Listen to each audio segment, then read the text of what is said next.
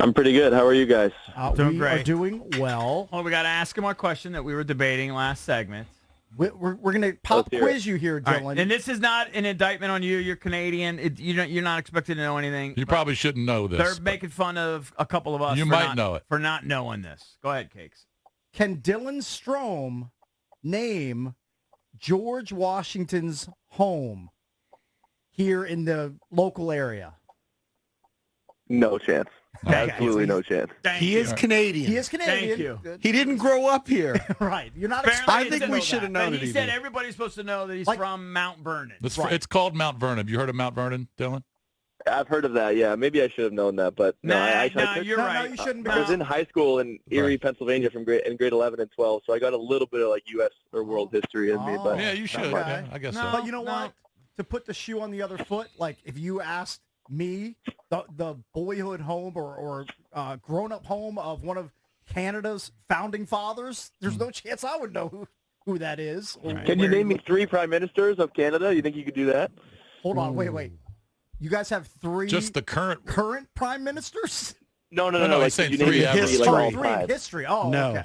Hold What's on. the Trudeau is one. Trudeau's the current current one. one, right? Yeah. Now I might be struggling. No idea. Yeah, give us a couple other names. See if Who's it the jogs our top memory. seed? Who was right before Trudeau?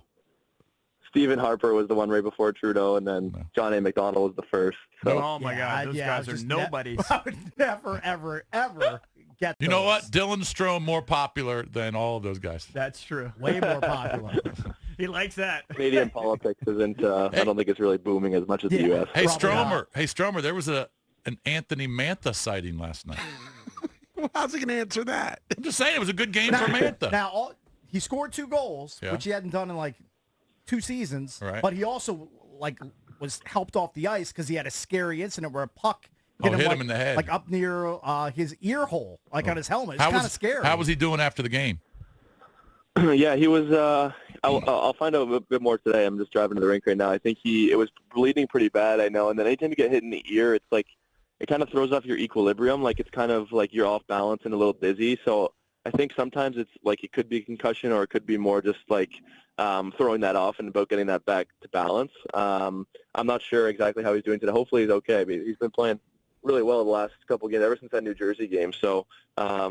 He's a dominant player when he's skating good, and he has a great shot. So I know he's been playing a lot better. I know we need him to play just like that, and he's been doing a great job of that. So hopefully he's feeling all right. We're getting pretty thin up front there with a couple injuries, so it's getting dicey up there.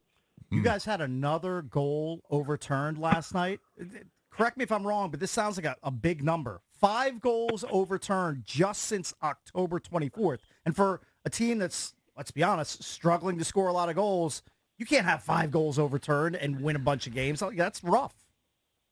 Yeah, it doesn't help for sure. I mean, it's crazy. And we have 5 goals overturned, and we have 1 incorrect challenge the other way. So it's six goals total that have gone against us. So I don't know. I mean, obviously offside is offside where, like, you're either offside or you're onside. I think they do it because they don't want the mistakes that happened, like, in the playoffs a couple of years ago where a guy was, like, 5 feet offside and the refs, either were paying attention to something else or just missed it. So I can understand why the rule is in place. It's just, when a guy's an inch offside, it's like, is that really affecting the play? But, I mean, rules are rules. Kind of got to live by that. I think the ones that are frustrating are the goals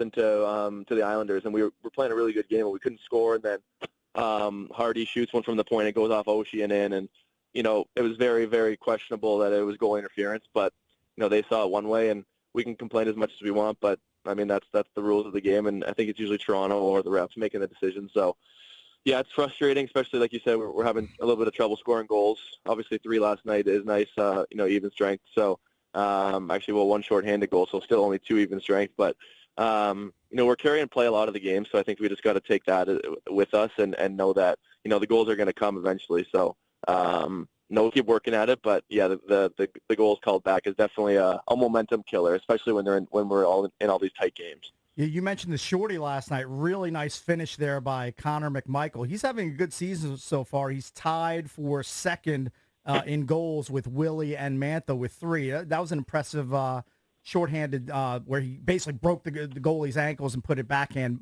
behind him. Yeah, I mean he's been very good for us. I think even especially at the start of the season when he was playing on wing, he had a great preseason and he kind of just transferred that right into the regular season. And then with Backy going out, obviously we needed another center, so he stepped up and filled that role really well. So I think anytime a young player plays at 19 or 20 and they have a pretty good season, it's not uncommon for them to regress a little bit. And obviously he went down to the minors and was played really well there and won a Calder Cup. So I think this is kind of the exact trajectory that they were hoping to see from him. And he's been a great guy in the locker room, and guys like being around him. So it's been great to have on the team, and a team that's struggling to score goals, and he's got 3. So it's been huge, especially on the penalty kill. He doesn't play much power play, but on the penalty kill, he's been awesome winning faceoffs and chipping in a couple times. I think he has. Yeah, he got the assist on Wilson's shorthanded goal, and then he's obviously got his own shorthanded goal. So 2 of his 5 points have come shorthanded. So that's always a big momentum booster. I know it's just 11 games in, and it's very early. And this is kind of a feeling question, but how do you feel this team stacks up compared to last year's? I think it's different. I think, last year, I think maybe some of our issues got masked because we scored so many goals. Because it was, scoring goals was never an issue. Our power play was kind of clicking on all cylinders, and we just had kind of the momentum. Like we knew if we got down 2 or 3-0, we were going to score, and come back. And I think this year it's a little different because I feel like we're carrying the play a bit more.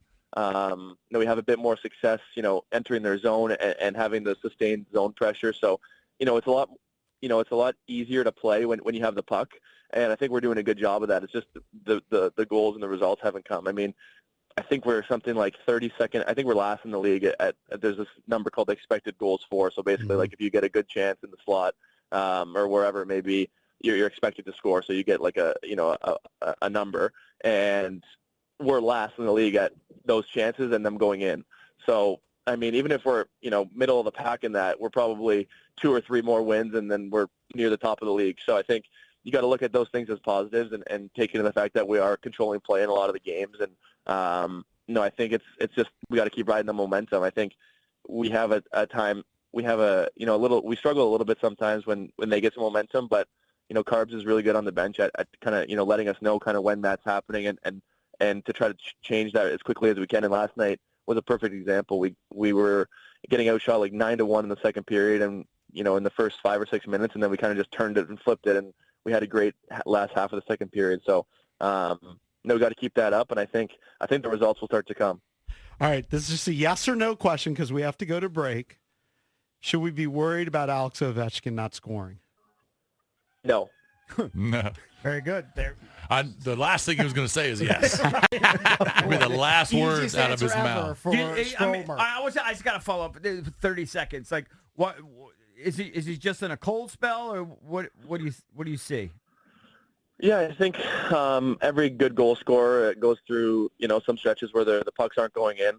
He's getting the chances. I think I can do a better job of setting him up. Obviously, not great when I have no assists through the first 11 games, so that's got to change. That's partly on me. And, he's getting the chances. I think we got to do a bit better job of freeing him up and getting him some looks. He has 826 goals now, I think, so I'm not worried about him at all. I think, like I said to the reporter, I think a couple of days ago, I'm not going to be surprised if he has like 11 or 12 goals through the first 20 games of the season. So, I think a hot streak is coming, and I've had a few chances to set him up where the D's just got to stick on it or just bounce it over, and that's kind of the way it's been for our whole team right now. So I think you're going to see this tide start to change. Maybe by the next time we talk next week, I think he'll have about 4 or 5 at least by then. So. Right. I'm pretty sure of that. That would be great. Well, Stromer, enjoy your day off, and then back-to-back over the weekend with the Devils and the Islanders. Quick trip up north. Best of luck. We'll talk to you next week. Thank you, buddy.